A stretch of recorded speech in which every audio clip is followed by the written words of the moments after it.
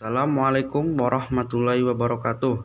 Kami dari kelompok 4 akan mempresentasikan hasil diskusi kami yang beranggotakan Tiara Putri Noeresepti Prasetyo dengan NIM 2141103020017, Sugesti Oktavianingsih dengan NIM 2141103020071, Maulana Alvin Aziz dengan NIM 2141103020080, Zulfan Nafis Rahmawan 2141103020150. Pengertian Nas Al-Quran. Nas secara bahasa, izalatul al-syai'i wa adamudu, menghilangkan sesuatu dan meniadakannya. Naklu al-syai'i, memindahkan dan menyalin sesuatu. Tabdil, penggantian. Tahwil, pengalihan. Nas secara istilah yaitu menghilangkan hukum syara dengan dalil atau kitab syara yang lain. Maksud dari mengangkat hukum syara yaitu terputusnya kitab hukum yang mansukh dengan perbuatan mukallaf. Dapat diperoleh beberapa kesimpulan yaitu: 1. Dipastikan nas apabila ada dua hal yaitu nas dan mansukh. 2. Nas harus turun belakangan dari mansukh. 3. Menilai suatu ayat sebagai penas dan yang dinaskan apabila ayat-ayat kontradiktif itu tidak dapat dikompromikan dan diamalkan secara bersama, sedangkan syarat kontradiksi adanya persamaan subjek, objek, waktu, dan lain-lain. 5. Al-Nas hakikatnya adalah Allah. Sering juga dimaksud dengan ayat yang menasik mansukh, sedangkan mansukh hukum yang diangkat atau dihapus. Nas terdiri dari adanya pernyataan yang menunjukkan terjadinya pembatalan hukum yang sudah ada, harus ada nas dan harus ada yang dibebani hukum atasnya. Nas hanya terjadi pada perintah atau amar dan larangan atau nahi, baik yang diungkapkan dengan tegas dan jelas maupun yang diungkapkan dengan kalimat berita, yang dimaksud perintah atau larangan, selama tidak terhubung dengan akidah zat Allah dan sifat-sifat Allah, kitab-kitab Allah pada Rasul, hari kiamat, dan juga tidak terkait dengan etika atau akhlak atau dengan pokok-pokok ibadah dan muamalat.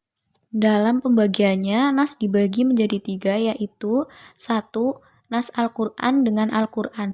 Para ulama yang mengakui adanya nas telah sepakat adanya nas Al-Quran dengan Al-Quran dan telah terjadi menurut mereka. Contohnya yaitu dinaskannya hukum tentang idah dengan haul 1 tahun menjadi 4 bulan 10 hari. Yang kedua, nas sunnah dengan sunnah. Hadis mutawatir dan ahad dinaskan oleh hadis mutawatir dan hadis ahad dinaskan oleh hadis ahad. Contohnya larangan melakukan ziarah, namun sekarang sudah disunahkan untuk berziarah. Yang ketiga, nas sunnah dengan Al-Quran.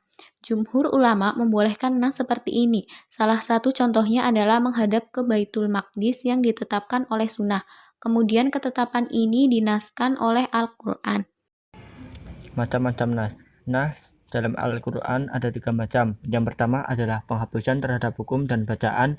Yang kedua adalah penghapusan terhadap hukumnya saja, sedangkan bacaannya tetap ada.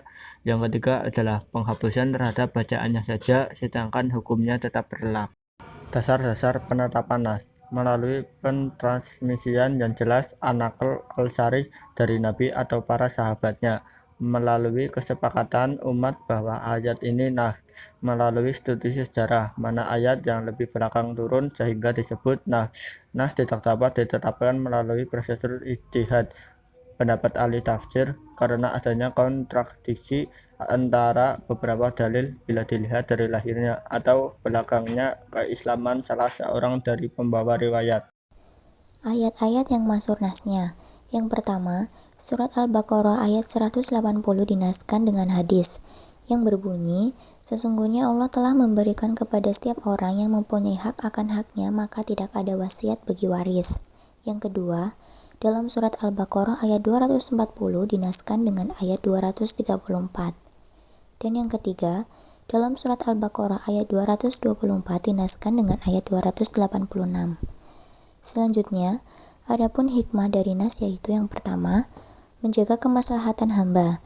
Yang kedua, perkembangan tasri menuju tingkat sempurna sesuai dengan perkembangan dakwah dan perkembangan kondisi manusia.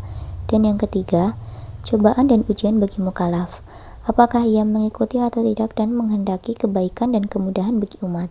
Sebab, jika nas itu beralih kepada yang lebih berat, maka terdapat tambahan pahala. Jika beralih ke yang lebih ringan, maka ia mengandung kemudahan dan keringanan bagi hambanya. Sekian dari kelompok kami, kurang lebihnya mohon maaf. Wabillahi taufiq wal hidayah. Wassalamualaikum warahmatullahi wabarakatuh.